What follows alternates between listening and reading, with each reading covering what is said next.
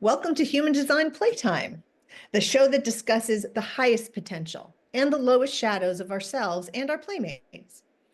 We use ourselves as examples and take some bold liberties to discuss public figures, even the celebrities we love to hate. Bring your open mind and a sense of humor. Who knows? We may be talking about you. And we are doing the Human Design Playtime podcast. Yeah, and today to roll this out, we are going to introduce ourselves and each other through our individual designs. So, Janet, tell me one thing that you learned about your design that was really surprising in the beginning. Well, I assumed that I would be a generator or a builder. So I was surprised that I did not have the sustainable workforce energy because I consider myself a work powerhouse that needs to take incredible long naps, but works intensely. So I thought that was very odd to find that out. And the more I learned about it, the more I realized, oh, no, that fits. That description actually fits. Because Yeah. you are a manifester or initiator in the business term, and you didn't resonate with that completely in the beginning. In the beginning, I thought I should be a generator like everybody else. And then I related a lot to the projectors in the groups, waiting for the invitation. So I am the kind of manifester that is supposed to initiate, but works best when invited. Like when my strengths are recognized and invited, then I have a great impact on those who want me, those who recognize me. Yeah, still the Nike slogan of just do it, go get it, make it happen. I do resonate with it, but I feel like there's a little comma after it. Like, let's see if it'll work out. Just hold your horses. Because I don't have manifested channels. I'm made of projected channels. And so I feel a very strong resonance to the projectors. And I am a manifesting generator and or express builder in the business sense. And so that whole you have complete sustaining energy sometimes doesn't always resonate, like maybe when I was younger, but now in my 50s, I mean, I like kind of a nap in the afternoon when I can get it as well. But I supposedly have this sustaining energy that just goes like an Energizer bunny. And I don't know that I completely resonate with that, but I only have, you know, well, I guess I actually have three strengths coming off of it with the way that my integration is connected. Right. But I only think of it as having one. So really, I guess I should have more energy than I did. But I went through some functional burnout that I'm still recovering from. So I think that that's also plays into it when you're learning and deconditioning from doing all the things that you've been told that you need to do, then I think it takes time, and like learning to still yourself has been something that I've really focused on over the last 5-6 years since Human Design found me. So you have the insight that even generators are not indestructible. You guys need to rest too, especially manifesting generators, because you have that manifesting quality, but still your external energy or your aura is of a generator, but you still have like a little, the zing of the manifester within you. Oh boy, can I zing sometimes. Zing, zing. And just so everybody knows, generators make up roughly, 66% of the population. generators, builders, again, in the business term. So, there's a lot of us around where initiators or manifestors are more like 9-10% of the population. So Janet is more of a rarity. And she technically doesn't have sustainable energy, but she also can pick up on with her generative energy here being undefined or open, then she is picking up on the energy in her environment and either amplifying that energy or distorting it. Now, Janet, tell me can you explain how that feels when you pick up a generator's energy? Oh, yeah, depending on how healthy or relaxed or balanced they are, is going to be how I feel when I'm around them. The jitterbugs, I feel their jitters. I feel like I'm the mirror that I make them even more jittery. Or I have to anchor down deep and start breathing and no, that's their stuff, not mine.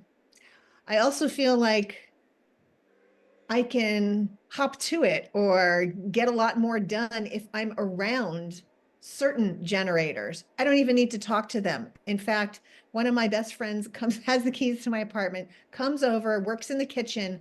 I don't even have to talk to her. I just walk by her. Hey, how you doing? And then I'm off and like finishing my tasks one by one. I love it. But when it's like a whole bunch of people, I will be that person who's in the mix of a party, like right in the center of the party. And before long, I'm on the outskirts, near the wall, in the kitchen, outside, petting your dog. I am across the street dancing to your outdoor band because it's just too many people for me. So, yeah, that's my experience of the generator world. I love it. And sometimes I get a little burned out, as some people can get burned out from me. Yeah, it's because you have a lot of power. And with the 51-25, the defined willpower here, where you have that consistent access to your willpower. And then this strength is about being competitive. Do you? Yeah, of competition and the strength of the shaman, the fool who walks off the edge of the cliff like la la la la la, the risk taker, and somehow it looks terrible, but it's all going to be fine. And it's that innocence. Do you find that you naturally bring competition around you where when you show up, people feel a little more like they can accomplish anything or that they're also become very competitive?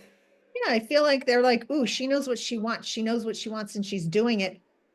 I want to want that. I want to want my thing. I'm going to do my thing.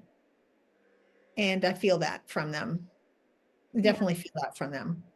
And then you have this beautiful quality, the 1-8, which is a beautiful strength of basically being able to kind of get the word out on things. Correct? What is the name of Like that? a PR for business, it's public relations. Like I just naturally explain myself and share whatever I am so excited about. And that is my sales pitch. I'm not even trying to sales pitch. I'm really not trying to sell anybody anything. It's just, I'm very excited and 2 feet into what I'm doing. So, and it's also the creative role model strength of I have to live what I'm supposed to do. And that empowerment channel of other people can too, but you do it your way. I'm going to do it my way. This is my weird way. This is my weird way of having a divorce. This is my weird way of raising a kid. It's not weird to me, Mm-hmm. but it works for us, all three of us. So Yeah. yeah, I have to live my strange creative life. And you have a lot of creativity. You have a lot of different things that you're passionate about. Oh yeah, like dancing twice a week, playing music in a few different groups, performing comedy at night, doing healing arts during the day for 30 years. Like, I love all the things that I do, and I need all the things that I do. They are a part of me, and they're really, really important. Yeah. And that's Yeah. it. Again, and you mentioned this before, but just so our listeners get a little more of a the meaning, these are projected strengths, so they have to be recognized. So people need to recognize that in you and then invite you to share, Mhm. invite you into that. Have you always just known this innately about yourself, or did discovering human design open up your eyes more to these strengths? Oh, well, I've always known these things about myself. And I was raised by two incredible parents, but also two very practical parents of that's wonderful, sweetheart. You can be an artist all you want, but that's what you can do at night. Mm, Make sure you take care of yourself and be practical and support yourself during the day. So I was pushed out of the arts. Still, no one made me do what I did for my life, but it's like in New York, it's like when weeds grow through the cracks in the concrete and the sidewalk. Like, life cannot be stopped. Those weeds are going to find a way to the light. They're going to find a way to grow up, up, up. And that's what happens with my art. Like, no matter how practical I had tried to be in so many areas of my life, I could not help. Just the creativity burst through, and I had to do it. It was really kind of like live or die. Like, I need to play music, need to play music, I need to dance. So they're going to happen anyway. Um, and I also consider the work that I do with clients like very creative, very intimate, very personal, but also like universally global. Like, we're all connected. For me, that's a creative analysis. Yeah, and drawing, all of it. Yeah. And I think like human design, when I first found out about it, and I can't wait for you to tell your story, but I'm going to tell my story right now about how I found out about human design. I was teaching an in-person class maybe 10 years ago, teaching a Kundalini yoga class. And the student to my left, I didn't know this, but she was what we call a reflector in human design. And she was observing me teach my class, but I was different that day.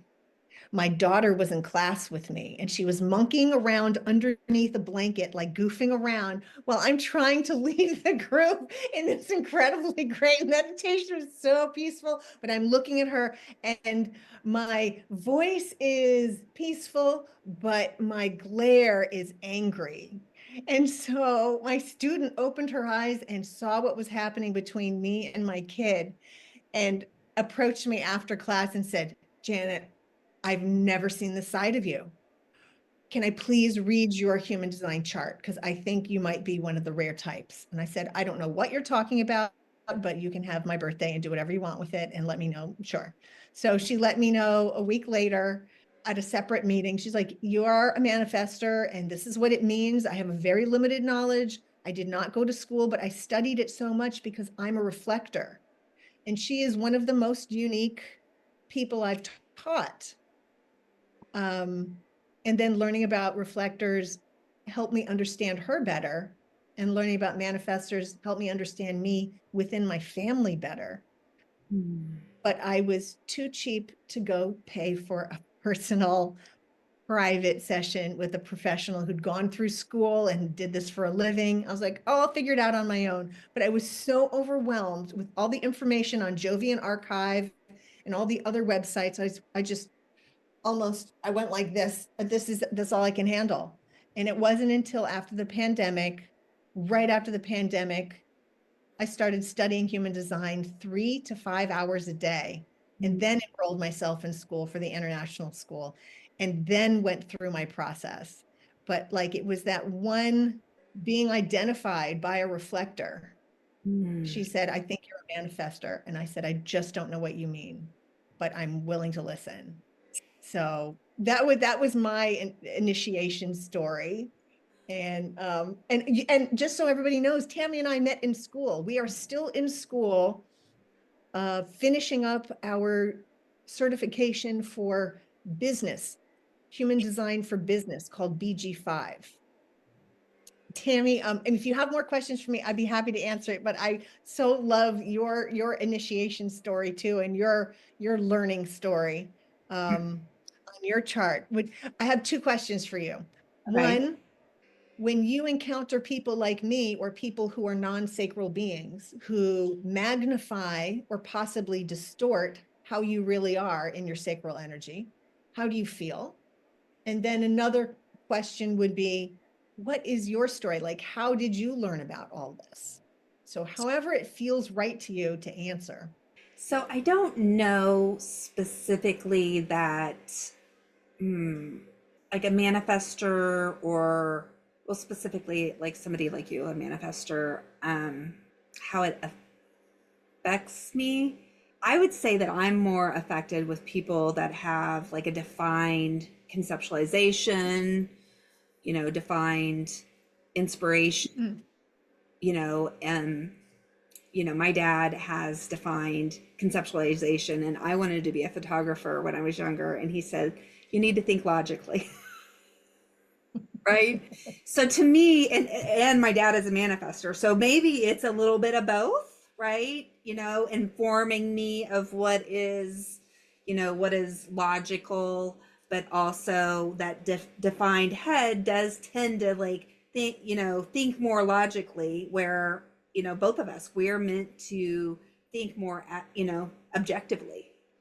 And so that was one of my big ahas when I learned about my design. Is I'm not really designed to think logically or consistently, although I do have a lot of collective logic circuitry. So I can tend to be logical, but my thinking, I think, is more open-minded, more abstract. So that affects you greater to be around someone with a fixed way of thinking. Mm-hmm. Mm-hmm. Yes, because they tend, a lot of times people with a fixed way of thinking want you to think their way. And I think that's been really a big aha, because I'm just not designed to be that. Sometimes people get really upset with me because I can see things from both perspectives. They come to me with a challenge and I'm like, yeah, I understand that. But I also can see it this way too. And that's not always popular, but that's how I'm designed to be. I'm designed to be objective. Well, we have that in common. We do. Um, hey, it all sounds interesting. Well, we could all come at it from this angle, or wait a minute, which can be very annoying to the people who are like, duh, I already know my mechanism works. What is your problem, you open-headed people? That's Right. how they are with us. They're like, what is wrong with you guys? And we're like, I don't know. Like, we're supposed to go, I don't know, when we don't know. We're not Mhm. supposed to be like, oh, you know what? Let me fabricate a real concrete answer for you that I don't believe in. Like, that's Yeah, not correct for me or for you. make some stuff up. Let me just pretend to be certain and live in my shadow versus just saying, no, no, no. I can find out, but I don't Yeah. know right now. Like, so yeah. And then I found human design, or it was introduced to me by a coach years ago. And here, my cat's going to come and say hi. And it didn't resonate with me at the time because I didn't really believe in all that woo woo astrology type thing. I was like, oh, it's about this. She's like, yeah, you have like a really cool design. And I was like, yeah, I don't really believe in all that. I was like, yeah. And so it was almost 2 years later, I think, that I was having smackdown after smackdown. And because I have so much strength in my design, it took three major uh, catastrophes for me to wake up, for me to, you know. become more aware, I guess, because I'm not really designed to be changed by others. I have this strength of conviction, and when my mind is made up, or when I think that it's one way, like I got to go through that cycle before I can see it through others' perspectives. So, yeah, so I had these three major smackdowns in 2019. Job loss, and just not wonderful people that I was around, and like my lost a job, got another job, was still not a healthy situation. My volunteer role was not a healthy situation. And then a friend of my deceased husband really was a very manipulative, and I didn't know for a long time how to get him out of our lives. So all three of these things were happening all at once. And in August of 2019, I was like, God, show me the way. Like, what am I doing wrong? Why do all these things keep happening to me? And I went over and I pulled out this book that from my coaching, where I'm a very big paper person. So there I had put it together, all the stuff that we had done together, and my report fell out. And I was like, okay. And she had said back then that, I needed to double check my time, because in human design, your time of birth is very important to the accuracy of your results. So I was only like 4 minutes off on my time. So mine was still pretty close to, what she had looked at. And yeah, I took that as a sign. I felt like I was being like led to a tool that could really help me. And I started obsessively studying human design, the gene keys, all the things. But much like you, I didn't pay for a proper reading until I think that mine was 2 years later. I think it was 2021. I had heard somebody on a podcast who was also a sleeping phoenix, and I was like, okay. I responded. I had my first official reading, and which taught me a lot.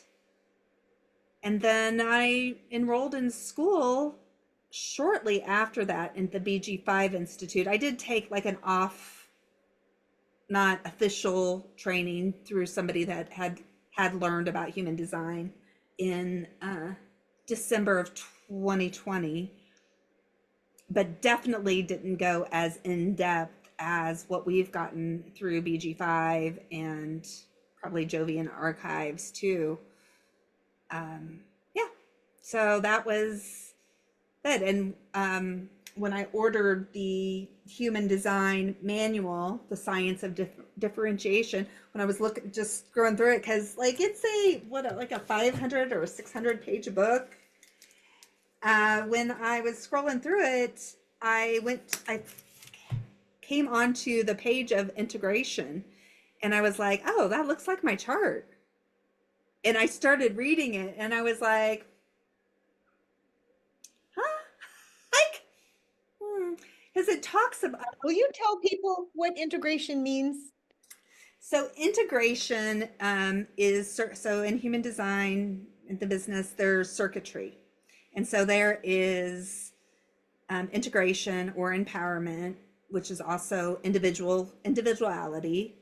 There is some collective logic, collective sharing, or more abstract, and then there's tribal. Integration actually empowers the other three circuitries. It's like this own circuit that stands on its own, that is here to help the others to integrate. And reading that at this time where I felt so disempowered was wild, because I was like, huh? Like, what are you talking about here, book? was intrigued, right? I was like, okay, well, maybe there's just purpose to all of this that has happened, these lessons that I'm learning from all of these situations that I need to integrate. So then I can share with other people that are experiencing these challenges in a way that is compassionate and empathetic. Thanks for sharing that, because I know a lot of, like, newcomers will probably only understand like 1/100th of what we're talking about. Mm. But the way I see integration is, you have to take this from a comics perspective. Um, And I know what and you're. it's not with love. And I love you already, so this shouldn't be an issue. But for people out there, don't misinterpret what I'm saying. When I think of integration channels, like what Tammy is huge in integration channels, I don't have any. I think of them as a New Yorker as like uh, the indestructible channels. Doesn't mean Tammy is fallible, is mortal, etc. She's not immortal, but she has this incredible drive to survive. And I think of it like rats and cockroaches in New York. And this is said with love from a New Yorker. If the apocalypse happens, who's going to survive? New Yorkers, rats, and cockroaches. Because I just think of them as cockroach channels. Like, you can't kill us. You can try. We're coming back. Oh, no, we're hiding in the walls. You'll see. That's how I see. Wish I had those channels. I think they are incredible for survival. Mm. That is my pulled back perspective with my filthy New York mouth. That's how I see integration channels. And with envy, I actually envy you guys. Mm. Does that resonate at all with you? Yeah, I mean, I definitely know how to survive. Um, I have had lots of survival opportunities in my lifetime. And it's interesting too, like sometimes when you don't know, I don't know why she's being like this today. It's like your cat's coming into the screen and my cast keeps coming into the screen. Hello. No, you want to say hi? Hello, kitty. Yes, so definitely know how to survive. Have had a lot, many, like, know if it's necessarily close calls, but of where, things seemed very like I didn't know what was going to happen or how it was going to work out. And something just happens, somebody shows up or something changes. When I was a kid, my mom was in a not healthy relationship, married to a person that wasn't very healthy, and he tried to run us over with the car.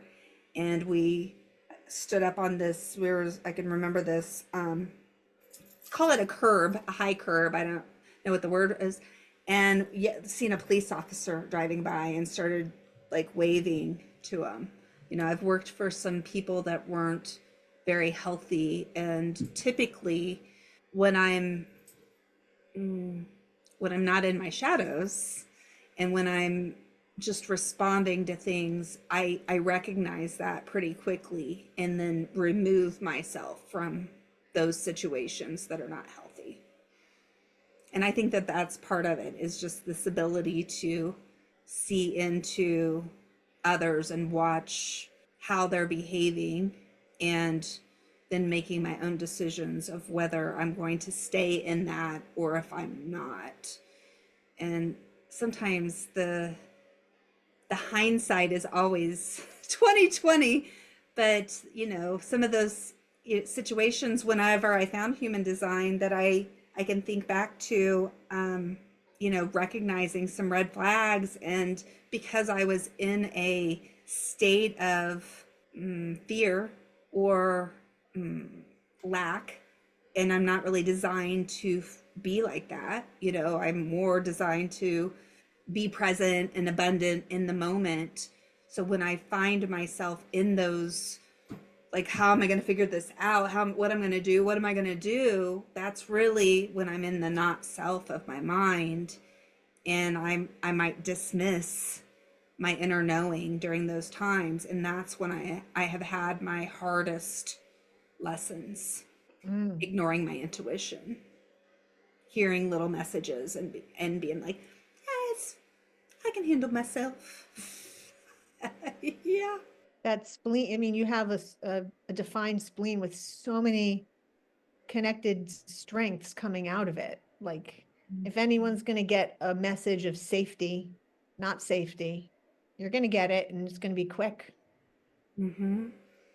And I Yeah. think that's the thing that all of us, I mean, I don't know about you, but I wasn't taught as a child to listen to my own intuition. I mean, I don't think that parents even talked about intuition when we were Mhm. kids. I don't know if maybe I was raised with it. you were raised, that's awesome. Yeah. No, my parents talked to me about it from when I was little. And So so I was, even part more, of it is being a New Yorker kid, and because we meet the public so quickly and so young mm, to get to and from school. So we all had the talks at real young ages and check-ins. So I feel like that was fostered in my household for sure. But I know not everybody's household could do that. yes, Yeah. And was there you grew into it, grew into knowing about it, or you learned on your own? I learned on my own.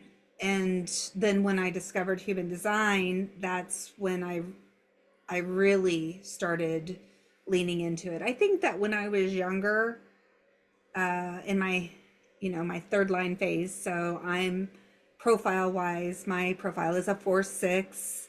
The fourth line can be this influencer, like networks, people, my communities are so important to me.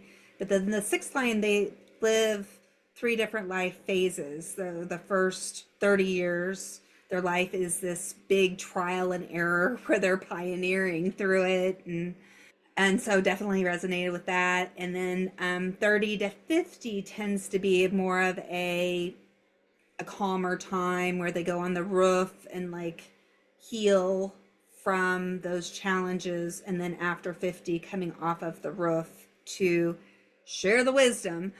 But I believe that anybody that has a sixth line, they're always learning through trial and error. Now we may not go after the same thing over and over like I would have done in my 30s or in my 20s, but definitely if I'm going to learn something, I don't ever do it the easy way. Like, I don't know. And I know a lot of six lines, so I've done a little surveying where I'm like, hey, is this your experience? Like, how do you learn? And they're like, oh yeah, like always through trial and error. And so I don't know the percentages, Tammy, of how many people's profiles have a 3 or a 6 in them. There's a lot. Like, at least of the people of my clients and friends and family, a lot of them are 1-3, 6-4, 6-2, two Mm, six. A lot of them. And it just depends on what phase of life they're in. Are they in the 3 phase or the 6 phase? And that's a lesson I learned I will admit that I was not as tolerant for some people because I'm a 2.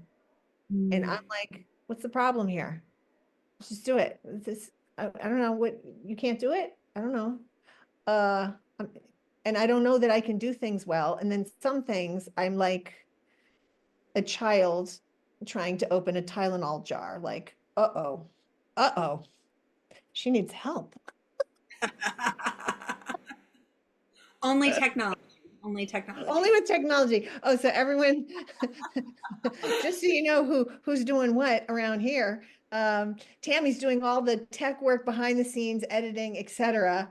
I am lucky if I can put my laptop on and put it in the right place and stay in the frame. It's like putting your grandma on screen, like, and then they talk to the side and they walk away and they talk. I'm one of those, like, I forget. how to use the technologies that's still going on.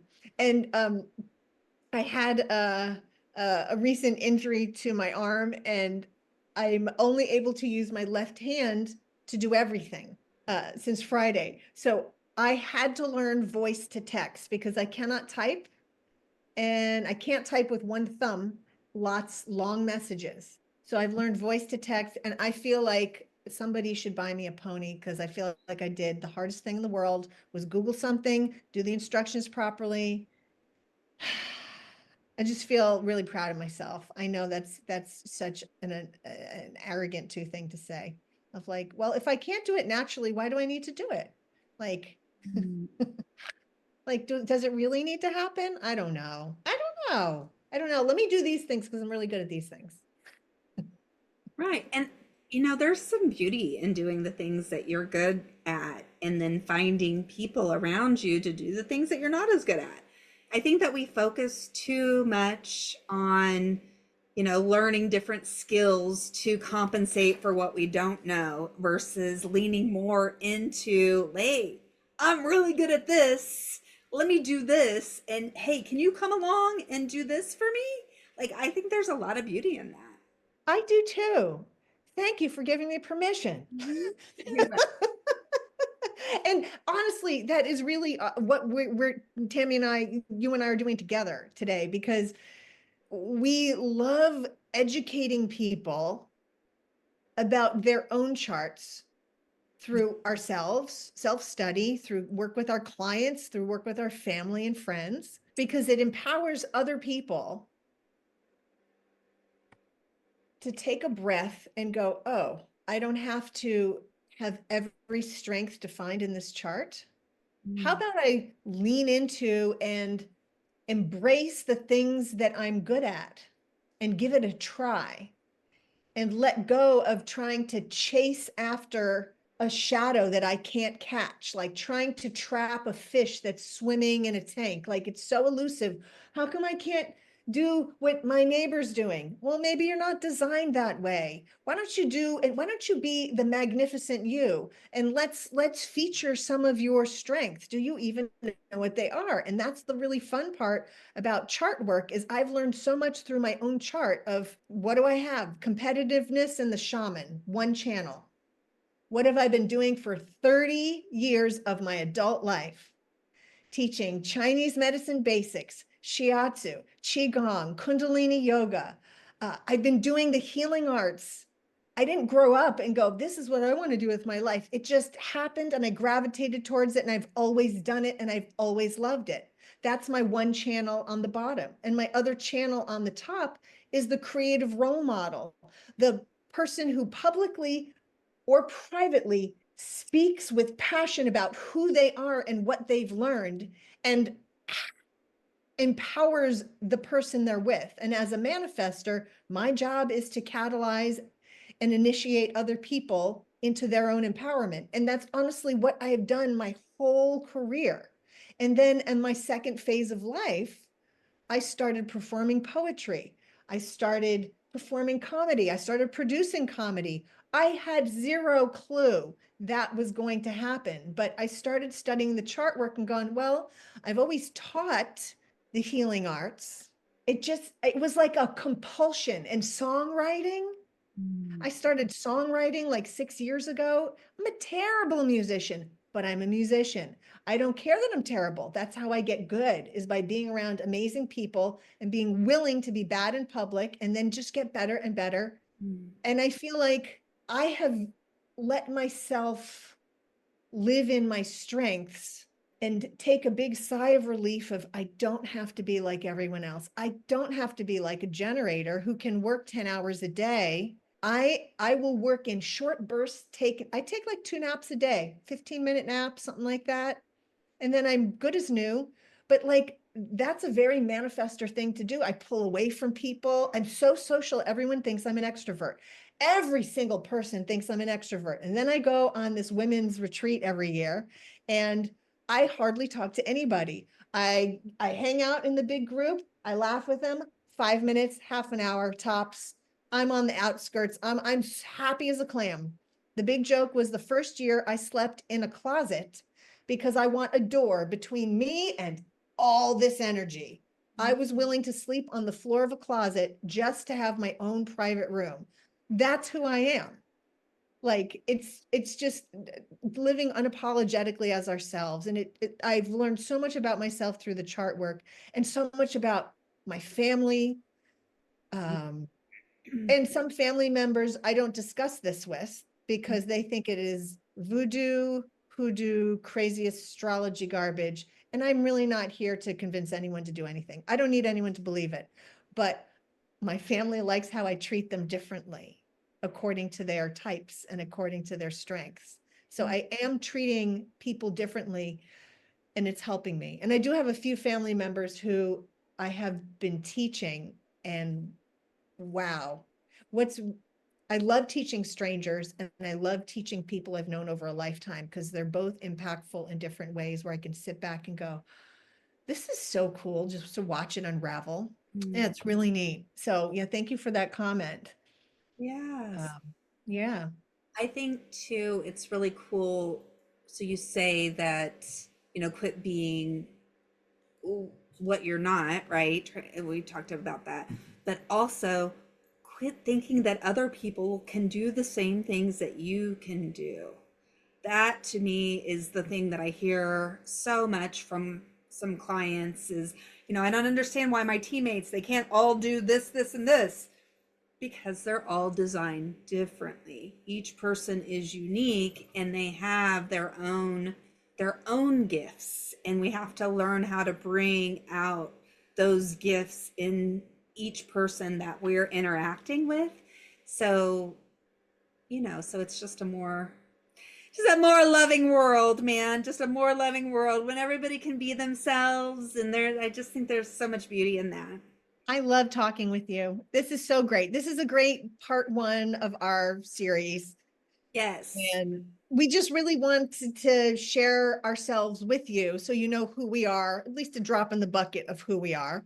And we'll be continuing this in the future and doing our own chart readings of public figures.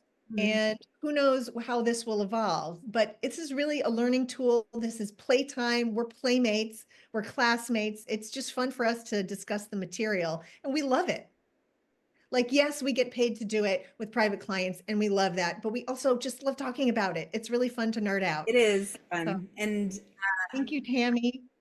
to be able to talk to other people that have the knowledge and to like some of the things that you guys can look forward to from us is like looking at public figures and talking about like their highest strengths, their highest potential, but also like acknowledging, there's some shadow qualities that they can be leaning into. And that maybe is sometimes what we see in the public when we're, making our assumptions about why people are doing different things. So we hope to also just bring some enlightenment on how each person is different and how our potential, when we lean into our strengths, it's so much more beautiful than whenever we are living in our not self or our shadow qualities. Well, thank you guys for joining us today. We will look forward to having you listen to our show in the future. If there are any public figures or celebrities that you want to hear about their design, please put it in the comments. Let us know. Send us a message. Yeah, that's all I got. Thanks, everybody. See you next time. Thank you, Tammy. Mwah. Mwah.